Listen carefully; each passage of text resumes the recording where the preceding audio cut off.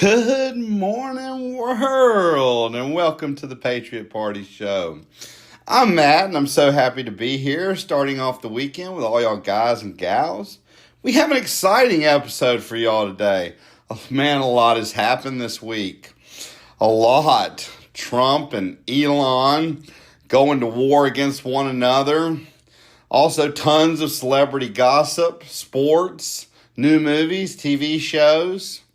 Then to top it all off, my very own pick of the week.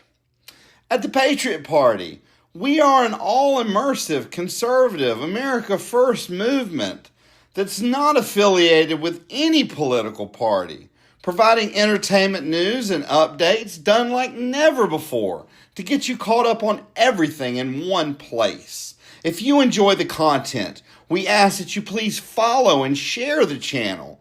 In the description of the video, we have also included links to our X, the Patriot Party, Facebook, the Patriot Party, YouTube, America First Patriot, there is a little story behind that, and TikTok, America First Patriot accounts. On Apple Podcasts, these links are clickable, and it seems to be that they've straightened out on Spotify as well, but on other platforms, they're all jumbled up. So we included page names for your convenience. We would encourage you to visit our pages and check out the content.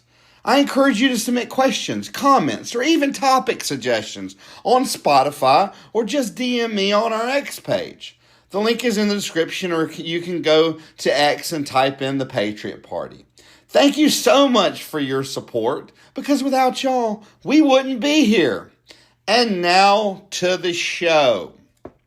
But before we get there, I did say there was a little story behind the name change on YouTube and TikTok.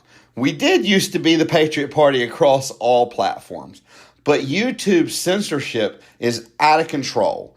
And they had us shadow banned for probably 8 months. I mean, I had thousands of subscribers. And finally, I got so fed up with it that I actually did away with that channel and renamed it and started over. Same thing with TikTok. So let's get to the show, because we have an exciting show. Now, this first story is a bit somber. The family of Mohammed Solomon, who is accused of setting demonstrators on fire in Boulder, Colorado. I mean, that sounds like something that would happen in another country. On Sunday afternoon, is being taken into immigration custody, according to the head of the U.S. Department of Homeland Security. Solomon lived near Colorado Springs with his wife and 5 children, according to court documents. DHS and ICE are taking the family of suspected Boulder, Colorado terrorist and illegal alien Mohammed Solomon into ICE custody. Homeland Security Secretary Kristi Noem said in a written statement, this terrorist will be prosecuted to the fullest extent of the law. Now, I believe that he should be, and we will go into a little bit more detail here in a minute when I finish with the story. We are investigating to what extent his family knew about this heinous attack, if they had knowledge of it, or if they provided support to it. Solomon came to the U.S. from Egypt in August of 2022 on a B-2 visa that expired in February of 2023. Trissa McLellan, Assistant Secretary of the Department of Homeland Security, said in a statement, B-2 visas are used by people entering the U.S. temporarily for things like vacations or to get medical care. Solomon filed for asylum in September 2022. McLellan did not answer the Colorado Sun's question on the status of his petition. The immigration status of Solomon's family has not been disclosed by authorities. He told Boulder police that he had planned the attack, and we will go into a little bit of detail because I know some of you who have not been keeping up with this are probably like, what attack? for more than a year. So it was premeditated, and waited to carry it out until his daughter's high school graduation. She graduated on Thursday. So this was a heinous attack, and it was against Jewish people. Basically, Jewish people were making American people and other people aware of what actually happened during the Hamas terrorist attack. You know what actually went down, because there's so many people against the Israeli people doing what they're doing. I'm not one of them, but there are so many people around the world and here in the U.S. that are against it. So this Muhammad guy, who's 45 years old, goes with a homemade flamethrower and incendiary devices and sets a bunch of people on fire at this peaceful demonstration to make people aware. But that's not the worst part. Guess the age range of people that he set on fire. 70 to 87 years old. He set a bunch of old people on fire. How horrid is that? You've lived through so much. And, you get this, and he is a terrorist. He's not even supposed to be in this country. But the thing that gets me is you got, and we're going to get into this later, I do believe, you got all these people that are being deported that aren't the people who Joe Biden let in, that are living off the tax dollars, that are actually productive to paying in tax dollars. But you're not going after people like this who aren't supposed to be here, because you say those people are low-hanging fruit, the people that you're going after. And like I said, this may not make a lot of sense, but it will. I will tie it in later in the episode, so stay tuned. So we'll get into this later in the episode. Donald Trump, his ally Elon Musk, has lambasted the president's signature tax bill as a budget-busting abomination. Now, this is where everything starts, because it has gotten nasty. I mean nasty. And we're going to cover it all right here as it's happening. So as Republican fiscal hawks stepped up criticism of the massive fiscal package, the tech titan's public condemnation pits him against the president at a critical time as Trump is personally lobbying holdouts on the bill. The remarks could stiffen resistance and delay enactment of the tax cuts and debt ceiling increase. This massive, outrageous, now these are in quotation, so these are actual words from Musk. This massive, outrageous, pork-filled congressional spending bill is a disgusting abomination, Musk wrote in a social media post. Shame on those who voted for it. And I've been saying that the whole time, because it's tricking the middle class into thinking they're getting something, but the middle stuff for the middle class expires in 2028. But guess what? The stuff for the super wealthy, that doesn't expire. So basically, the middle class and our national deficit will be carrying the wealthy. And they already have so many tax breaks.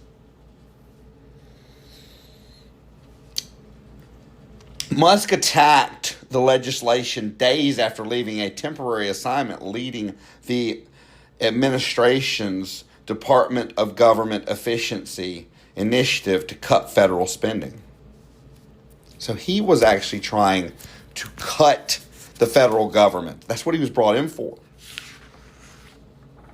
The Tesla Inc. chief executive officer's high-profile role in the Trump administration eroded his business brand, and sales of his company's electric vehicles plunged. And we have talked about this. Musk being associated with Trump from the time he was associated with him and took a part in Doge in the beginning of the administration, I think he personally lost $160 billion. More than before him, the most wealthy person in the world had. He was pegged to be the first trillionaire, and he literally gave that up. So he wasn't worried about money. He was worried about what's best for the country, for the middle class, for the working people. He was the one that was trying to cut enough, the $2 trillion, so they could give a $5,000 check to the American people to show that they were working for them. And then he gets slapped in the face with something that's going to cost double or more for the wealthy. Now, you got to remember, this guy is selfless because he is the wealthiest of the wealthy. This tax cut would have helped him. Now, the EV vehicle part of it, but he wasn't worried about that. He had the market cornered. But yet, everybody boycotted him when he aligned himself with Trump administration and took over Doge. But he was selfless. He was working for the American people, and a lot of them couldn't even see it. They couldn't see past what the politicians were saying. And the politicians were mad because he was going to catch them in a net for fraud. So let's read on more. Let's talk more about this relationship eroding, because it has gotten nasty, boy. It has gotten nasty, boy, and I say boy, but boys and girls. Guys and gals, it has gotten nasty. So the Trump-Musk relationship ruptures in real time.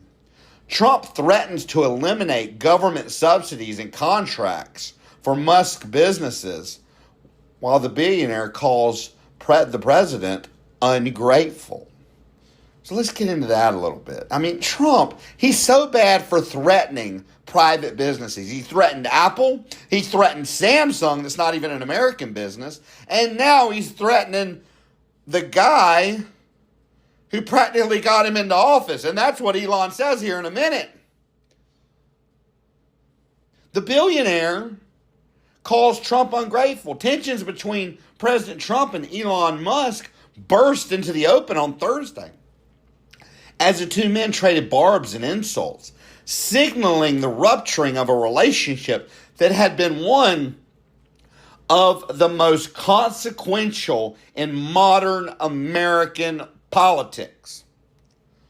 Trump publicly addressing Musk's latest attacks on his signature tax bill for the first time said he was disappointed in his former White House advisor and suggested he was suffering from, can we guess? Oh my God, this is not only what Trump uses, it's also what his crazy supporters, now I'm not calling them all crazy, because I was one at one time, till he started doing things that I didn't think were of the America First agenda. But there are some that it doesn't matter what he does. They're bootlickers and they're going to hang on his coattails. But what is the one thing they say when they can't say anything else? He suggests he was suffering from TDS, Trump derangement syndrome. Musk, who spent hundreds of millions of dollars to help get Trump reelected, shot back in real time on social media that Trump was ungrateful and wouldn't be sitting in the Oval Office without his support. That is a true statement. the feud could have serious consequences for both Trump and Musk. Musk on Thursday mused on social media about starting a new political party and encouraged Republicans to side with him in his spat with Trump. But Tesla shares declined as much as 14, I think it ended up 14.3%. And Trump threatened to eliminate government subsidies and contracts. Now, we already know that. For months, Trump and Musk had enjoyed a marriage of convenience, and the White House granted the billionaire a long leash to express his opinions publicly as he worked to cut spending. Trump was losing patience with Musk, sustained criticism of the legislation. Musk started responding on X, and it got worse and worse. And then, like he said earlier, he said, without me, Trump would have lost the election. Dems would control the House, and the Republicans would be 51-49 in the Senate, he wrote, adding such ingratitude. Musk also indicated he was fine with the electric vehicle provisions in the legislation, even if he considered them unfairly singled out, as long as Republicans ditch the mountain of disgusting pork in the bill. Musk wrote on X, all capital disgusting pork and mountain of. He said the House bill was never shown to me, even once, and was passed in the dead of night so fast that almost no one in Congress could even read it. They just went blindly along with Trump. And Trump, on a video that I will be putting on YouTube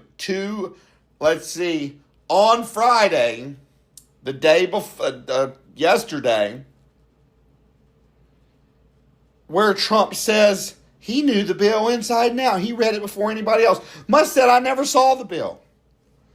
I'm sorry, but as much fake information that I have been able to catch Trump saying, like, Qatar invested when that one reporter from NBC that he said wasn't smart enough to be a reporter asked about the $400 million jet that Trump was going to upfit at the tax dollars expense to Air Force One, not knowing if there was spy stuff on it or espionage stuff on it, said we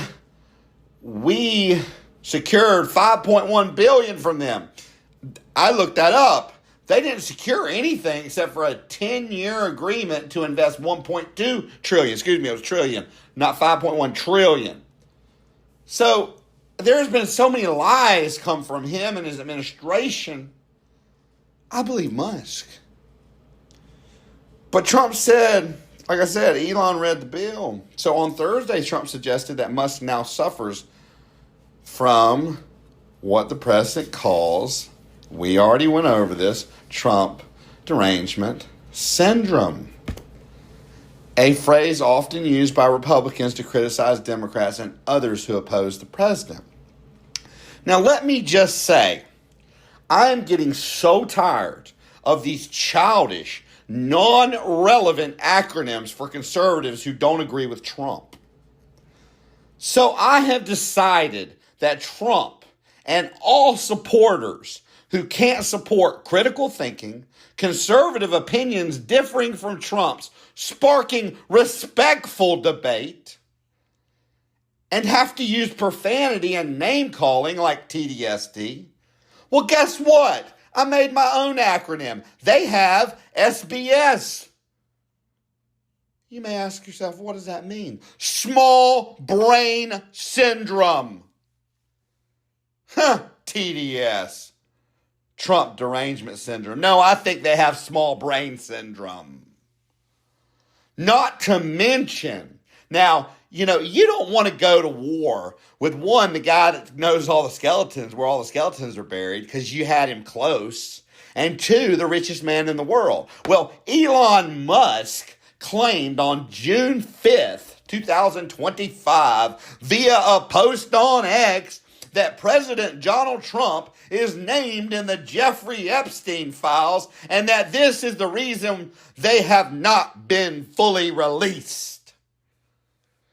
Woo! What an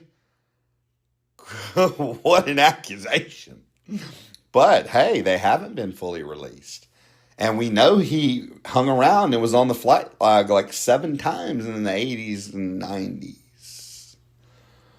So in my mind, Trump doesn't have to worry about Democrats because Elon is going to take him down because he knows where the skeletons are buried.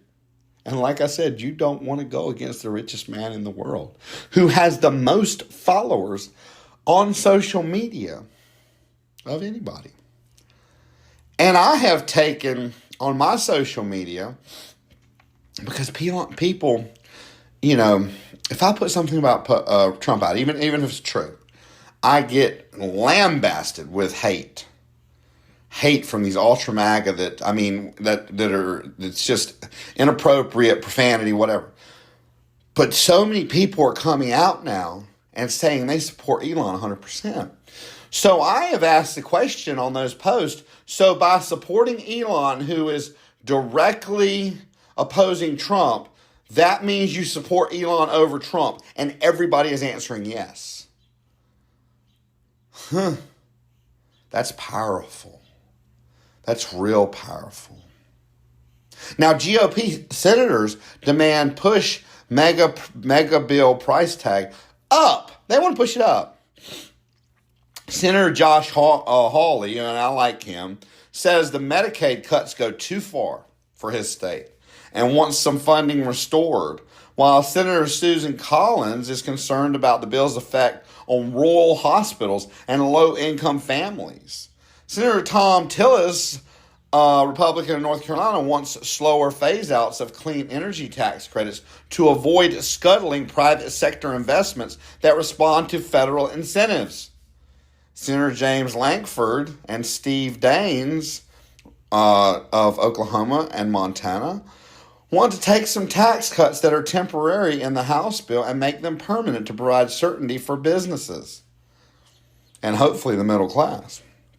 Locking down the votes of those senators and others with similar requests will cost money one way or another and could further inflame intra-party tensions with fiscal hawks. You know, my hopes are that this bill does not get passed. Russia has struck Ukraine with an avalanche of missiles and drones in the recent weeks, hitting a range of civilian targets and killing and wounding many civilians. It is likely to intensify those attacks in response to Kyiv's drone strikes ahead of a summer offensive now in the planning stage. Ukraine had relied on the production of strike drones, hoping to offset its disadvantage on the ground and make up for U.S. aid that is expected to diminish in the months ahead with airstrikes that produce outsized effects. Ukraine said its Sunday attack damaged or destroyed more than 40 aircraft, while experts have documented about 14 strikes on Russian bombers, a huge setback for Moscow either way. On Tuesday, Kyiv followed up that success with an attack on Kerch Bridge, which connects occupied Crimea with Russia. And there's minimal pushback from Trump to broker peace. I do believe here he sees it's almost a lost cause, or at least it appears that way. Putin doesn't want peace. Zelensky keeps on in and out. He gets attacked. He wants peace. He's attacking. He doesn't want peace. I mean, this is all over the place. Trump wrote a check his body couldn't cash when he said he would have peace in 24 hours. No. This was too complex of a situation, and he obviously didn't know Putin well enough, or Zelensky. Now, I was happy to hear this. I really was. The U.S. Supreme Court sides with heterosexual woman in reverse discrimination case. Judges ruled 9-0 in case where Marlene Ames argued she was denied a promotion because she is heterosexual.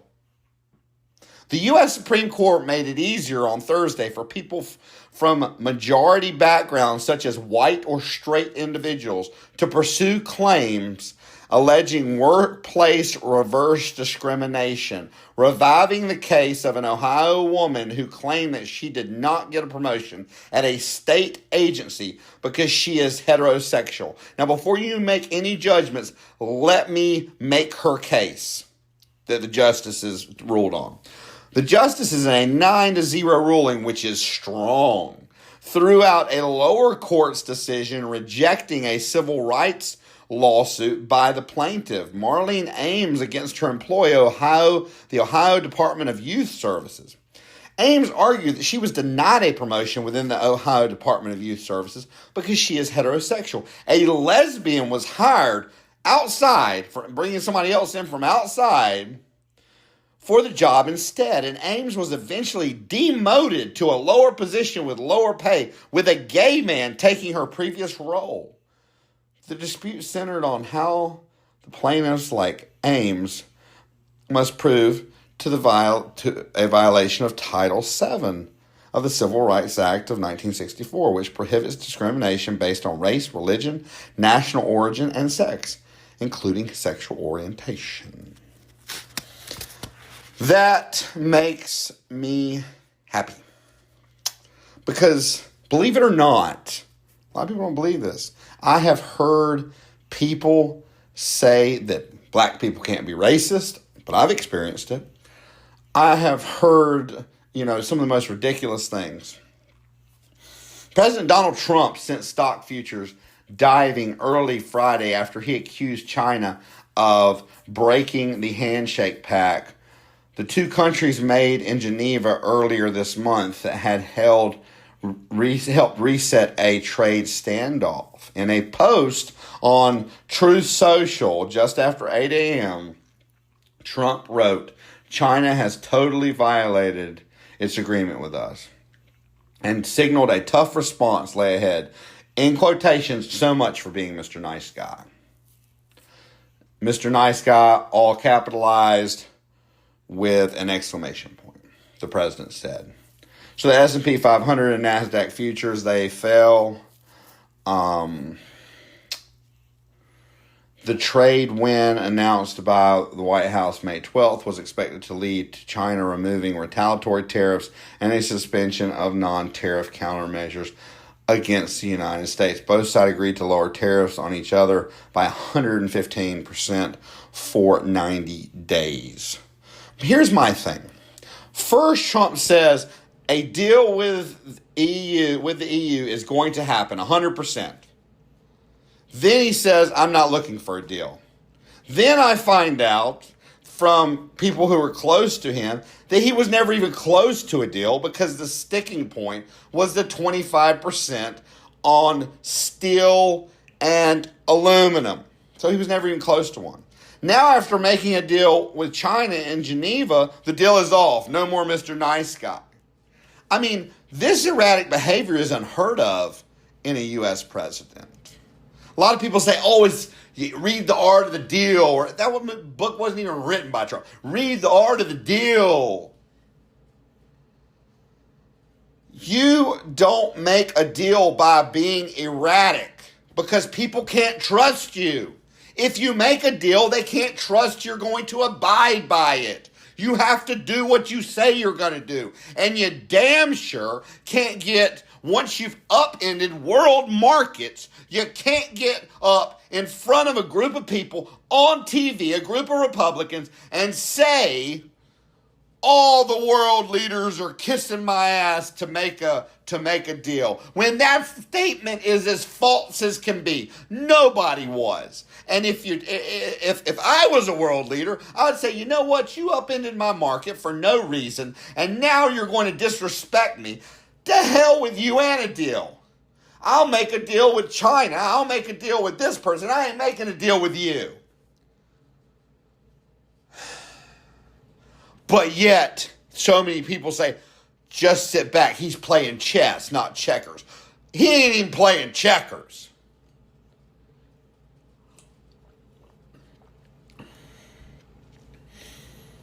He's moving the pieces off the board.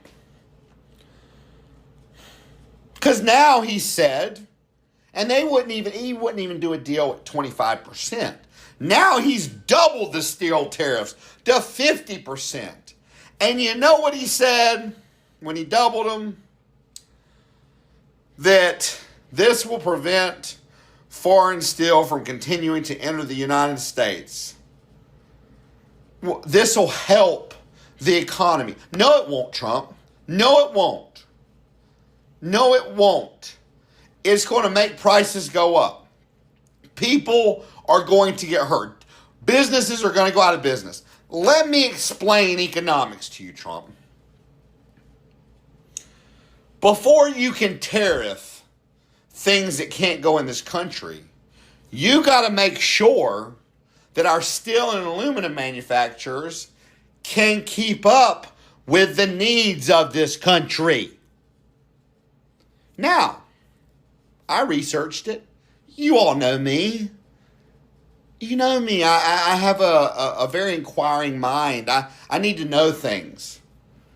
Especially before I talk to y'all about them, because I'm not going to give you fake news. I mean, I've challenged you to fact check whatever I tell you, but this is the deal. Right now, we cannot, so our steel and aluminum factories cannot supply the U.S. Now, we have the ability to, but that ability would take removing red tape and working and partnering with the government who could provide what they need, subsidies and other stuff, to allow them the freedom for more production and the capital for more production. And then, and only then, Trump, once we can provide all the steel and aluminum made in America, if you want to tariff it so no foreign companies can come in, even though it's going to be more expensive, and it's going to hit the American people in the pocket in the automobile industry and many other industries. And there are some businesses that may go out of business because they don't have the markup to be able to buy made in America. But if you wanted to do that, that is how you do it. You're putting the cart before the horse.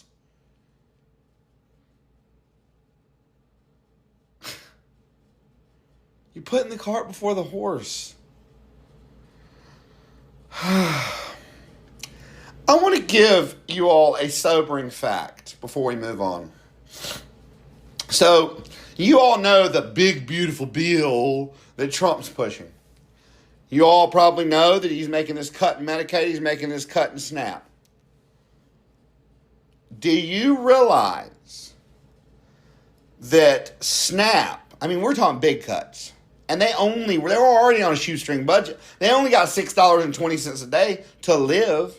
Then you got RFK Jr. saying you got to eat healthy. Well, we don't have enough money to buy healthy. Hell, one little bushel of grapes that won't even feed us for a day cost more than half of what we get in a day. But let me give you this sobering fact. 42% of the people on SNAP are children. They are children. Let me give you another fact, because this administration doesn't seem to understand that their moves are affecting children here and around the world. Now, I am America first, but I'm not America only. If it's going to affect children, and what I'm about to tell you next literally costs 26 cents a day for a child to get their medication they need, Mark Rubio came out and said, no children are dying on our watch. I don't remember the network or the name of the guy that came out with the story, but it's a true story. He pointed out children who were in another country who were receiving medication, life-saving medication, for 26 cents a day. And when they cut certain government agencies, those children died. 26 cents a day, and they were murdered by this administration.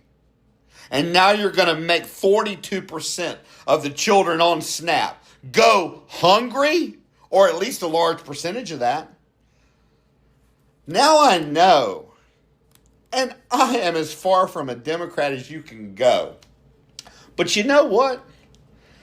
I'll call a spade. And sometimes, not the AOCs or the Ilhan Omars, because they're just idiots, or the Jasmine Crockett's, who literally come out and say, it's not illegal to illegally cross the border, who went to law school and should know better. But there are some Democrats who come out and they speak truthful words. And there are Democrats who come out and have said this administration is a soulless, heartless administration. And they are being proven right. And it pains me to say that. So, first, we got Elon. Elon, was a huge ally to Trump. Now he's an adversary.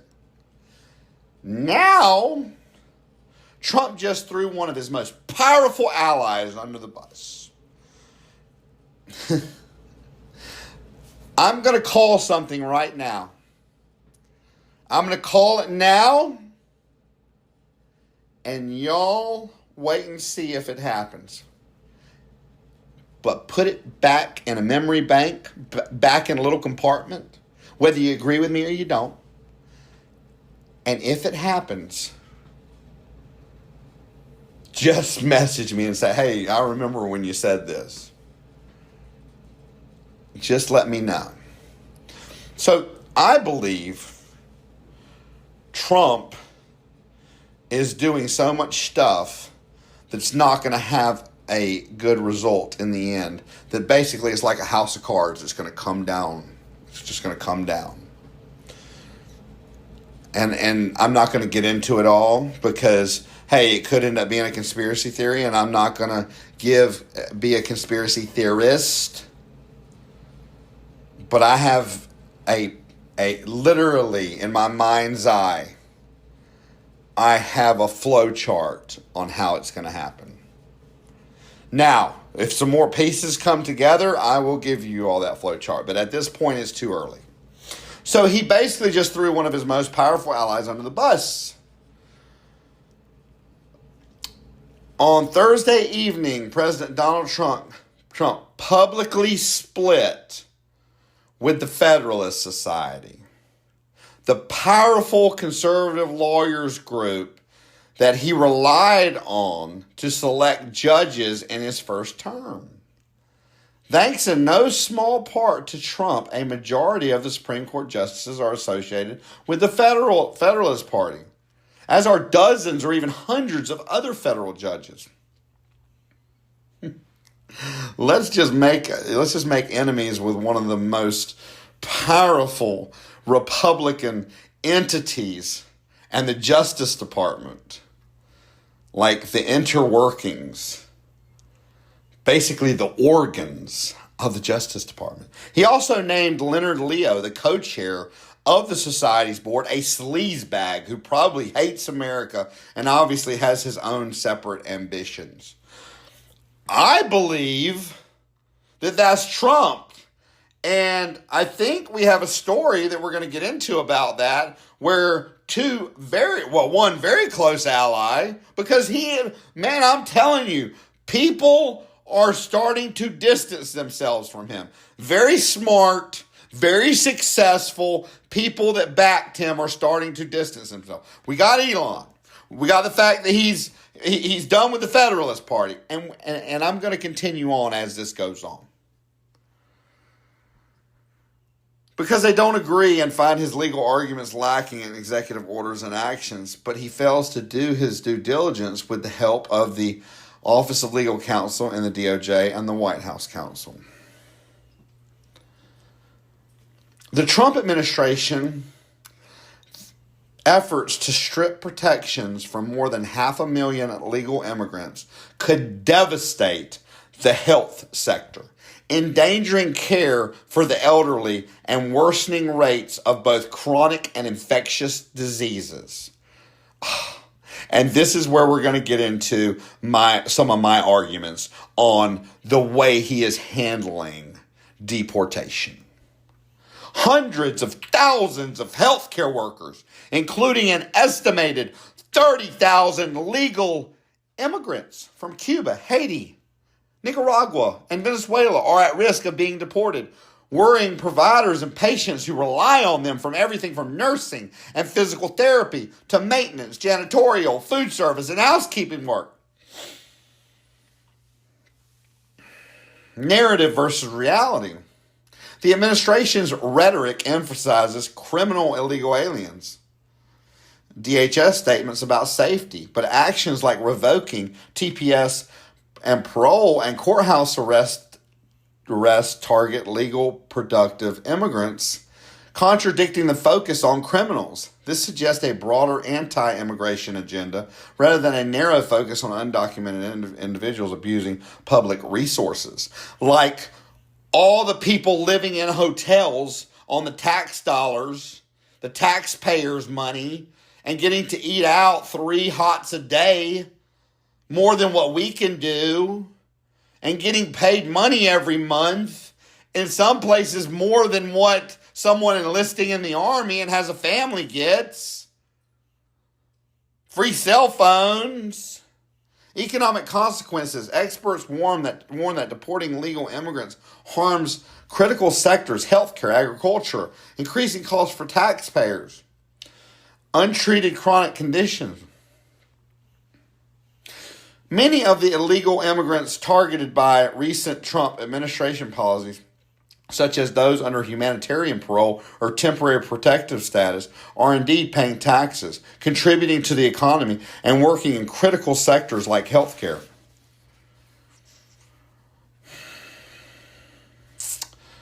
The administration's focus on legal immigrants versus undocumented ones receiving public support, and it aligns with concerns about targeting productive members of society. These people are tax-paying contributors to the U.S. economy in sectors like healthcare, what we talked about.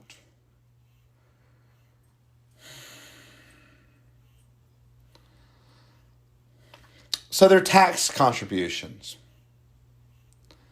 what they're paying in federal and state taxes, they contribute $79.2 billion annually to the U.S. economy. So you're going to take that away, and who's that going to fall on? Oh, us. Productivity. These immigrants are integrated into communities, with many having lived in the U.S. for years. TPS holders since 2011. They own businesses, they buy homes, and drive economic growth in sectors facing labor shortages.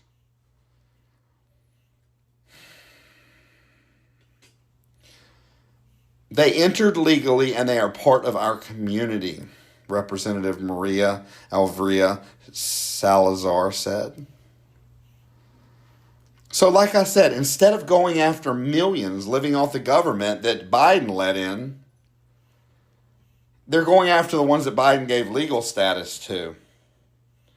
And they're doing this because they're registered on paper and they are considered low-hanging fruit. Easy to get to and easy to catch. Well, what about the guy who had the expired B-2 visa, who was a terrorist?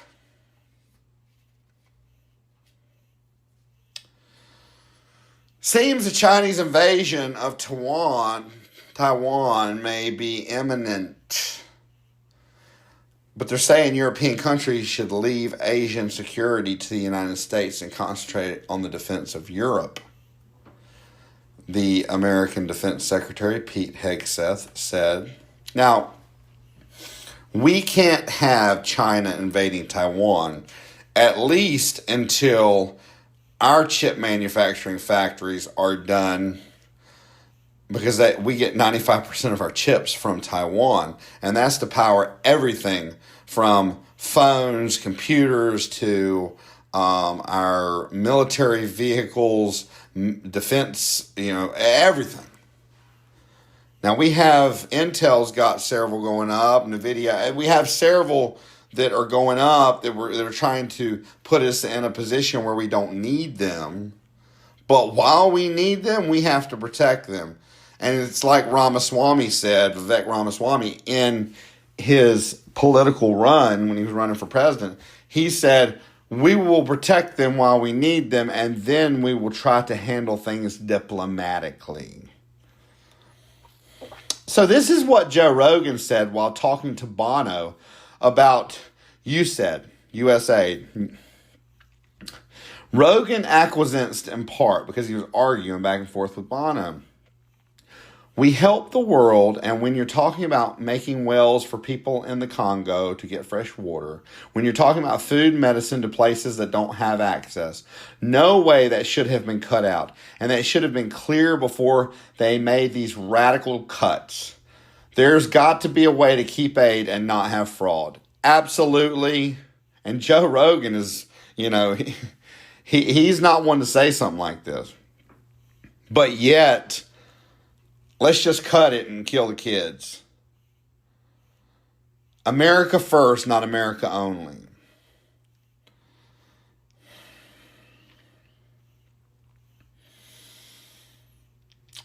So this kind of took me by surprise a little bit. They are sending immigrants to countries they're not even from. You heard that right. They are deporting immigrants to countries they're not even from. Imagine getting put somewhere you don't speak the language, you have no roots. I mean, you would be persecuted, you could be killed. So I looked up the law because I just didn't feel like that was against the law. It says under U.S. Immigration and Nationality Act, INA, Section 241B2, individuals subject to removal must be deported to country of origin. Deporting someone to a third country without their citizenship, legal residency, or that country's agreement violates U.S. law and international obligations, including due process, Fifth Amendment, U.S. Constitution. Arbitrary deportation to a country with no connection to the individual lacks legal basis and could be challenged as a violation of due process. This administration continues to trample the Constitution, and that's why they continue to have injunctions put on them and challenged in court, and then they flip the narrative and say, oh, well, it's liberal judges, it's activists. No, it's you. It's you. Turn around, look in the mirror, it's you. You are violating the Constitution. You are not doing things right. You are not using the right act. 1798 Act that's only been used 3 times. There was already something in place that Clinton and Obama used, Obama to get out millions, that had already been ratified by Congress, that was under national security, and you could have used it. You are not operating, to me, sanely. I'll tell you who I'm disappointed in. Tulsi Gabbard and Robert F. Kennedy Jr. I'm very disappointed in them. International law. Even for non-asylum seekers, deporting to a third country risk violating principles like non-refoulement if the country is unsafe, or the right to a nationality. It leads to statelessness, outlined in the Universal Declaration of Human Rights, Article 15. The 1951 Refugee Convention, Article 13.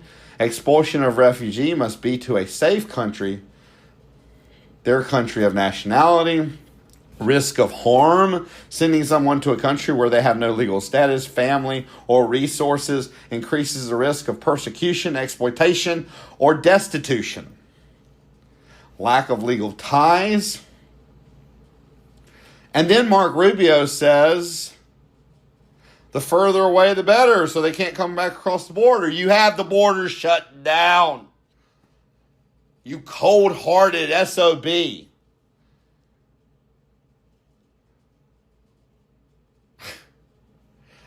You know, I mean, some of this is like the pot calling the kettle. I know your people came in legally, but heck, they're taking people who came in illegally and they're deporting them. So, you know what? F you, you hypocrite. You know who the real criminals are? You know who the real criminals are? The big pharma, who RFK Jr. was supposed to take on first, and instead of that, he takes on people that are on SNAP and tries to take away their ability to choose the foods they want. And you know why I say Big Pharma are freaking the real criminals? Because they spend 25 cents on a pill, and they are being sold the same pill to cancer patients for almost $1,000. 25 cents, $1,000. I didn't even do the percentage markup because it's so outrageous. Let's do it right now. Let's see. 100% would be 50 cents. So 1,000% would be $2.50, or 900%. You know, it gets a little tricky there. $2.50, 1,000%, right at it, 900%. 9,000 or 10,000% would be $25. You see where I'm going. It's absolutely ridiculous, the percentage. I'm not even going to keep going. It's freaking ridiculous. Now let's talk about an average citizen, what they had to say about Trump. He was a Trump voter in Ohio. He needs to talk to more regular people and listen to them, said one Trump voter in Ohio. He needs to be talking to people who aren't just in his inner circle. That's what's got him in trouble. His loyalists. But that's all he'll surround himself with. A bunch of yes people.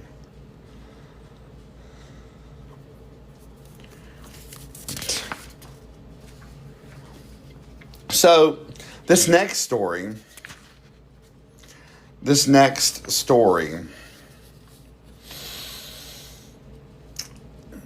I understand taking DEI out of the military. There's no room for a freaking cross-dressing class in West Point. They all wear fatigues. And there's such a small percent. They already have an LGBTQ plus class. If you want to put cross-dressing, add it to the freaking class. There's no reason for us taxpayers to have to pay for separate instructors and everything that comes with a separate class for freaking cross-dressing. Understood. Completely agree. But I tell you what I don't agree with. If somebody wants to read a book about something, they should have the right to read that book. They should. It may be a person who disagrees with DEI, but they like to have an understanding so they can speak articulately and informed with someone who does agree with DEI, so they can bring them over to their side. There's 1,000 different reasons why somebody might want to read a book. So the Naval Academy stripped 381 books that they tied to DEI from their library. I don't think that's right. I think if you want to read a book, it doesn't really matter what the book's about. If you are an adult you should be able to read that book. And the only time it was proper to strip books was from the elementary and middle school libraries where there was X-rated books about children being molested. They can't even watch those movies, much less go to their library and read a book about it. That's the only time, because they're not allowed, because they're not old enough. But if you're an adult, you should be able to read a book. So it was challenged by, I think an ex-commander, a retired commander, William Marks. He saw it as censorship, and it is censorship. It is censorship. It's reverse censorship almost. And then I asked myself, Hitler and the Nazi regime burned books primarily to suppress ideas and control information. Well, we don't want to be like them. We are supposed to be in the age of information. If I want to read something, I am an adult and I should have the right to read it. A lot of people would say, well, the military has the right to take it out. The military is supposed to, it's a library. Either way, the retired commander who saw it as censorship, he won and the books had to go back in. The books had to go back in.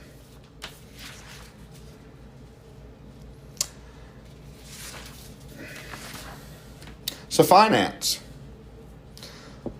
The S&P 500 has rebounded since early April. It's up 18% since the tariffs first hit. Investors are really watching key events like NVIDIA's earning report and the Federal Reserve's latest meeting minutes. India and the U.S. are starting to talk about trade. India and the U.S. are negotiating a trade agreement to avoid new tariffs on the Indian exports. India is pushing for a full rollback of the April 2nd tariff hikes. Rite Aid is closing 47 stores this week as part of its secondary bankruptcy filing in 2 years. Customers have until June 6th to use gift cards and rewards. I guess they can't keep up with the other stores or the bigger stores, the bigger pharmacies. I have had, and know a lot of people that have had problems with the smaller pharmacies. I personally use the Walmart pharmacy, and I love them. And I have my fiance, who's getting ready to be my wife, we're working on our wedding. She uses Kroger and loves them. But she used to use CVS, and we've tried Walgreens, and both of us have sworn off of those small stores. They are rude, they are inefficient, and half the time they don't even have the medication. JP Morgan expansion. I love JP Morgan. I actually do most of my business with them. JP Morgan Chase is opening 14 new financial centers aimed at affluent clients offering personalized banking and wealth management services. I use them for everything. Trading, everything. It's free trading of stocks. It's so I love them. And no wonder, they're expanding. Anybody that's expanding, right, they're doing a good job. So tech news. AI advancement. Google's DeepMind and Anthropic unveiled new AI models at their developer conference, emphasizing algorithmic improvements over sheer scale. Apple smart glasses suggest Apple is planning to release smart glasses in 2026, making a major shift in wearable tech. Samsung Foldable Ultra. Samsung confirmed is working on a Ultra edition of its Galaxy Z Fold 7, expected to launch in July. Security concerns in AI. A study found that most AI chatbots are still vulnerable to manipulation, raising concerns about misinformation. Self-powered jellyfish cyborgs. Man, that's crazy. Scientists have developed robotic jellyfish that mimic natural movements, particularly useful for ocean exploration. So, let's get on to celebrity news and gossip. Had to get me a drink. Throat getting a little parched. I know I went off a little bit on some of that stuff. Dakota Johnson and Chris Martin split after nearly 8 years together. Dakota Johnson and Coldplay's Chris Martin have officially called it quits. Meghan Markle's dance video, a video surfaced of Meghan Markle doing the baby mama dance with Prince Henry in a hospital before giving birth to Princess Lilibet. Halle Berry's viral video. Halle Berry responded to critics of her intimate Mother's Day video featuring her boyfriend Van Hunt, Brooklyn Beckham, and Nicola Pellet's drama. The couple skipped David Beckham's 50th birthday party due to an invited guest they reportedly wanted to avoid. You know, I don't know. I'm not going to skip an event because I don't want to see somebody. I just won't talk to them at the event. That's just how I feel. And if you come talk to me and I don't want to talk to you, I may listen to what you have to say, and then I may tell you, hey, you know what? The best thing for you to do is just back up, leave me alone. But that's just me. I grab the bull by the horns. Christian Bale's transformation. The actor looks unrecognizable in his latest role for the upcoming sports movie, Madden. So now we got some sports. The New York Knicks fired their coach, Tom Thibodeau, on Tuesday, just 3 days after a loss in the Eastern Conference Finals, ended the team's most successful season in a quarter century. That just doesn't seem smart to me. He ended the team's most successful season in 25 years, and you fire him and say he's not taking the team in the direction we're trying to go. Oh, okay. Well, that makes sense. Not. French Open drama, Louise Bazan continues her Cinderella run at Roland Garros, reaching the semifinals. Stanley Cup history. The storied trophies, quirky traditions are in the spotlight at the NHL Finals approach. NFL offseason moves. The Steelers renewed talks with the Dolphins over tight end Jonnu Smith. Olympic boxing controversy. World Boxing apologized after naming Olympic champion Emin Khalif in a mandatory sex testing announcement. So I looked into that because I was like, well, what does that mean? Basically, World Boxing said greater effort should have gone out from linking one individual to a policy.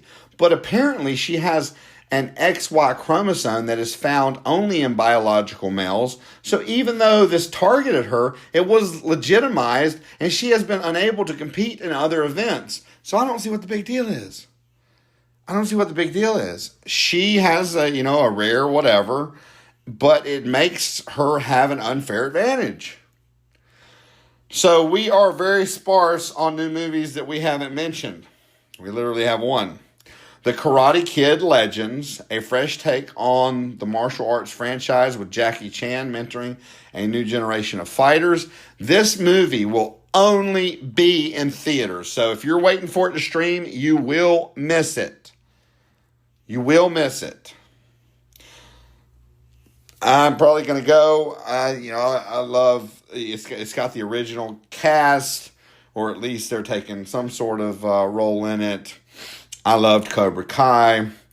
The Karate Kids are classic. I know I was talking last week about the expense of going to a movie these days, but there's a lot of AMC has a half price Tuesday on standards. That's a pretty good deal. So I am going to definitely go check it out. So we do have several new shows. Ginny and Georgia Season 3, the hit Netflix drama, returns, picking up after Georgia's shocking arrest for murder. That's on Netflix, obviously.